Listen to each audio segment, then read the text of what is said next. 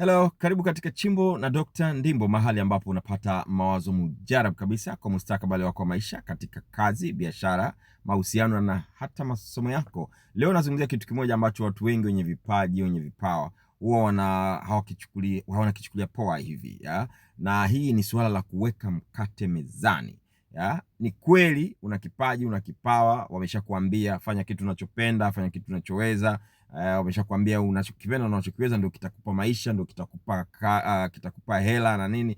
Ni kweli kabisa. Kwa hiyo unakuta mtu unaweza kuimba, unaweza kucheza, unaweza kudance, unaweza kuchora, unaweza kutengeneza music, yani una vipaji, unaweza kufanya biashara vizuri, unaweza kuongea, unajua there is something that you can do very well. Ni sawa na unakifanya kwa sababu ni kitu unakipenda na nini, you enjoy doing it, that's fine, na unakuza kipaji hicho, ni sawa kabisa, hakuna shida katika hilo. Lakini maisha yana uhalisia, unahitaji kuweka mkate mezani. Watu waliofanikiwa wamekuwa wakifanya vitu viwili hata vitatu vinne huko, ya moja, wanakuza kipaji chao, wanakuza kipawa chao, lakini wanahakikisha kuna mkate mezani, wanahakikisha kuna chanzo kingine cha kipato, chanzo kimoja au hata vitatu au vinne ambavyo vinaingiza hela, alafu yeye anakuwa anakuza hicho kipaji. Kumbuka, kipaji sio kitu cha siku moja. Kipaji kinakuwa taratibu, kinasogea mbele, kitakusaidia kesho na kesho kutwa,